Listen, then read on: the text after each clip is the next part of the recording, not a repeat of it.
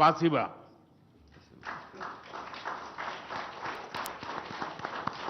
Thank you, sir.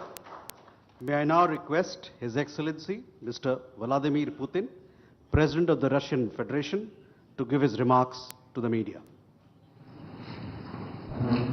Уважаемый господин Distinguished Prime Minister, dear friend, ladies and gentlemen, first of all, I would like to sincerely thank the President of the Republic of India, Draupadi Murmu, you personally, distinguished Prime Minister, and all our Indian colleagues for the warm and hospitable welcome accorded to the Russian delegation. The negotiations that we've just had with the Indian colleagues, and as well as our talk yesterday with distinguished Mr. Modi in the form of tete-a-tete at his residence, the dinner was great. I would like to thank you for this sign of attention. These talks were very useful. They were held in a constructive and a friendly atmosphere in the spirit of the special and privileged partnership between Russia and India. I would like to point out that we and Prime Minister Modi have established a close working dialogue.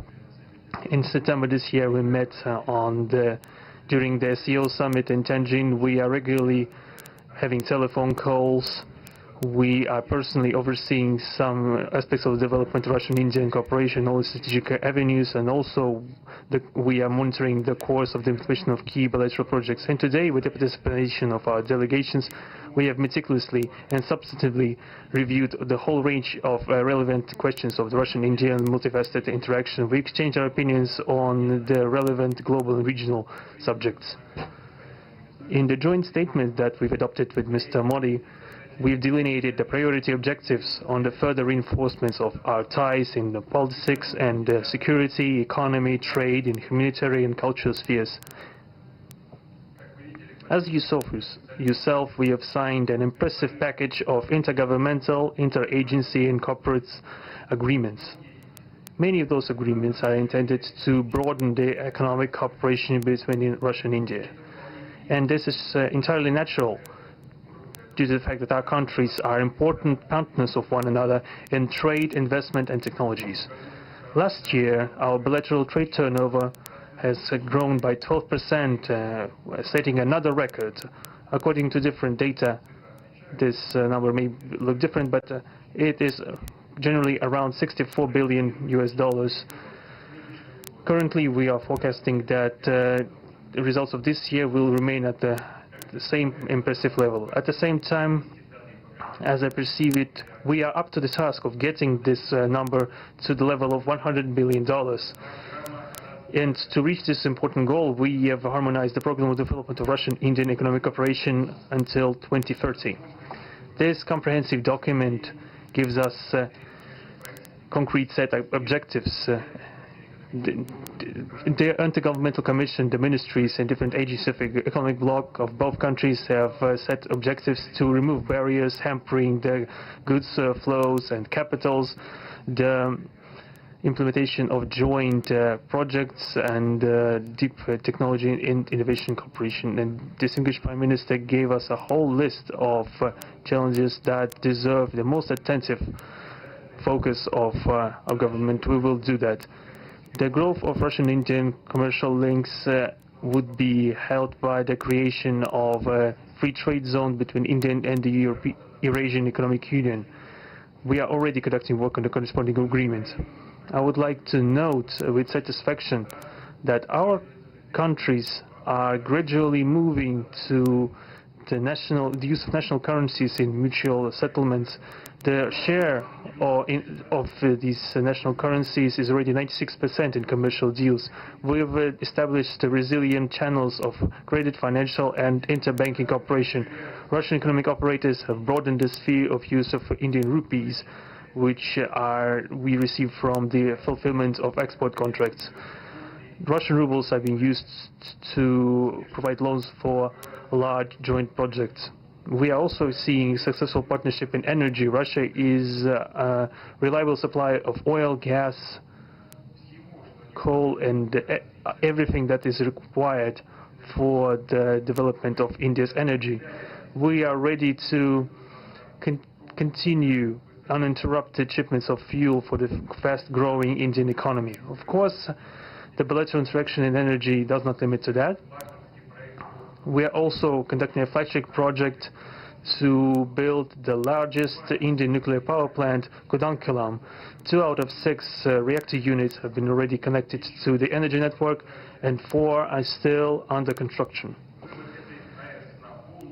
Getting this nuclear power plant to full power output will give an impressive contribution to the energy requirements of India. It will help supply Indian enterprises and houses with cheap and clean energy.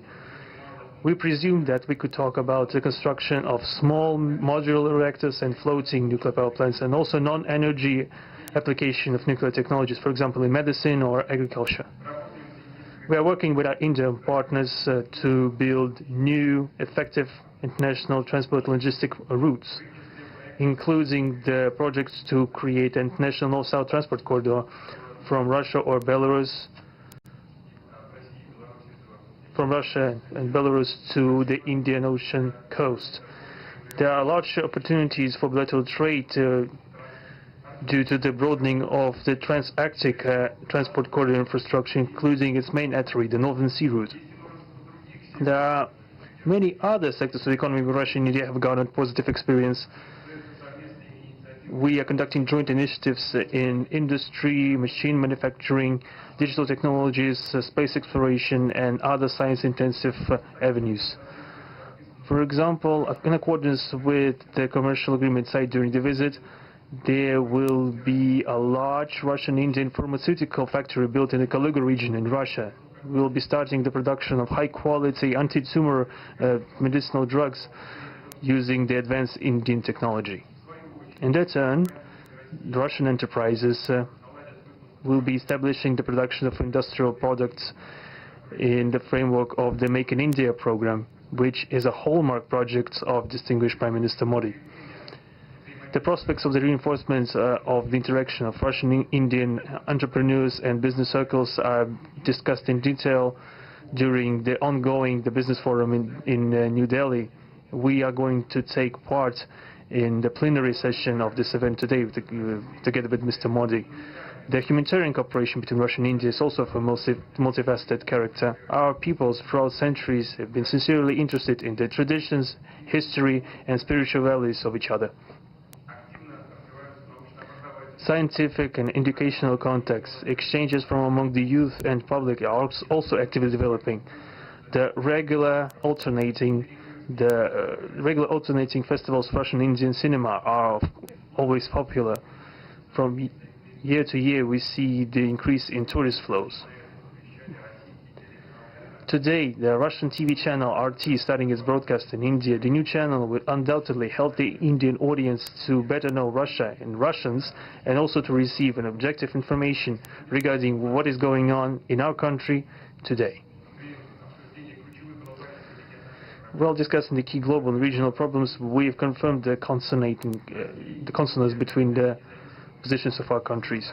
Russia and India are conducting independent and self-sufficient foreign policy together with our like-minded countries in BRICS and SCO, and from among other countries of the global majority. We are promoting the processes of forming of a more just and democratic multipolar world order.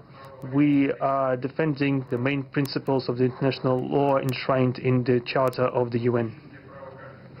Among them, the right of any country for its own way of development and the preservation of their cultural civilizational identity, respect for sovereignty, careful balance of interests of all participants of the world community.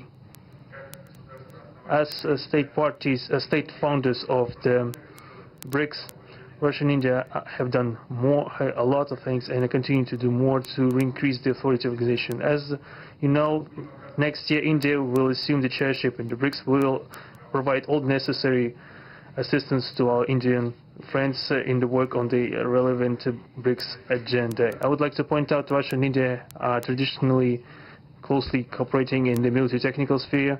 Our country, for the last half a century, has been helping to arm and modernize the Indian Army, including the Air Defense Forces, aviation, and the Navy.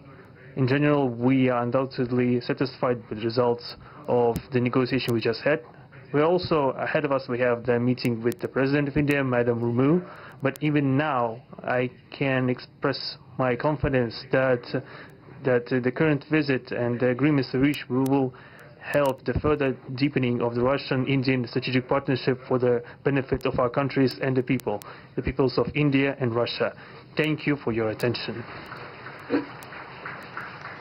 Thank you, sir. That concludes the press statements. Ladies and gentlemen, thank you for your presence.